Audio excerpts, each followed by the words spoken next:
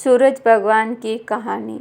एक ब्राह्मण था। वह सूरज भगवान का भक्त था। नहाता धोता, कहानी कहता था, पर कमाता कुछ भी नहीं था। ब्राह्मण घर में रहता तो ब्राह्मणी बार बार कमाने के लिए परेशान करती। बाहर कहीं जाता तो अड़ोसी पड़ोसी भी उसे निकम्मा कहकर अपमानित करते। अतः एक दिन वो नहा धोकर अपने पूजन की सामग्री लेकर वह जंगल में चला गया। वहाँ एक सूखे पीपल के पेड़ के नीचे बैठकर पूजा पाठ करी और सूरज भगवान की कथा कही। वहाँ पीपल के पास एक सूखा सा तालाब भी था। उसमें थोड़ा सा पानी था। उसी पानी से लोटा भरकर सूरज भगवान को जल चढ़ाया। पूजा का जल बहकर पीपल और सूखे तालाब में भी गया। जल के जाते ही सूखी पीपल हरा भरा और सूखा तालाब साफ पानी से भर गया। उस जल में सूरज भगवान दिखाई देने लगे और कहने लगे, ब्राह्मण मांग, तू क्या मांगता है। ब्राह्मण ने सुना तो वो घबरा गया। सोचने लगा, लगता है पीपल में कोई भूत रहता है। रोज जब वह पूजा करता तभी आवाज आती। सुन सुनकर वह चिंता के कारण दुबला होने लगा। ब्राह्मणी कभी कभी ब्राह्मण से मिलने जंगल आती थी। उसने ब्राह्मण से पूछा, आप दिन प्रतिदिन दुबले क्यों हुए जा रहे हैं। तब ब्राह्मण ने सारा हाल बताया।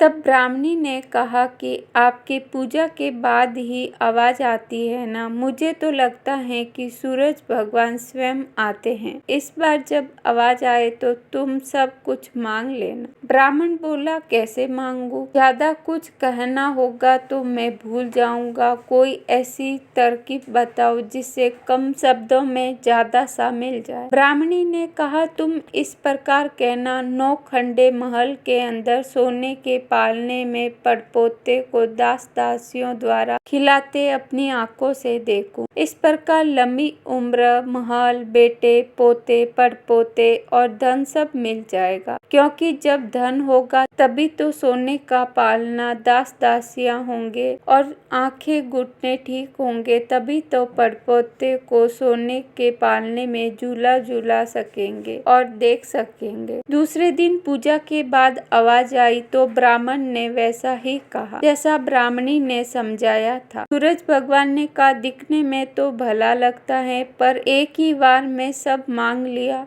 सूरज भगवान ने कहा, जा तेरी इच्छा पूरी होगी। ब्राह्मण जंगल से घर आया तो देखा कि उसकी टूटी हुई झोपड़ी की जगह पर 9 खंडा महल खड़ा है। दास दासी आ रहे थे। ब्राह्मण ने उनसे कहा, यहाँ मेरी झोपड़ी और बूढ़ी ब्राह्मणी थी, कहाँ गई। उस समय महल की खिड़की से एक सुंदर औरत गहनों और सुंदर कपड़ों से सजी हुई बाहर आई और बोली, आ जाओ, ये अपना ही घर है। सूरज भगवान ने तुम्हारी मनोकामना पूर्ण कर दी। ब्राह्मण ने कहा कि हम इतने धन का क्या करेंगे। ब्राह्मणी ने कहा, धन से क्या नहीं होता, दान पुण्य यज्ञ होम करेंगे। फिर ब्राह्मण ने वैसा ही किया। अब सब राजा की जगह ब्राह्मण का गुणगान करने लगे। राजा ने ये सब सुनकर ब्राह्मण को बुलाया और पूछा, कल तक तो आपको खाना भी नहीं मिलता था, आज ये धन कहाँ से आ गया, कहाँ से चोरी की, डाका डाला। ब्राह्मण ने कहा कि ये सब तो सूरज भगवान की कृपा है और सारी कहानी बता दी। राजा ने कहा, मेरे पुत्र नहीं है तो मुझे क्या करना चाहिए। ब्राह्मण ने राजा को सूरज भगवान की पूजा की विधि बताई। राजा ने वैसा ही किया तो उसके पुत्र हो गया। सब लोग सूरज भगवान की जय बोलने लगे।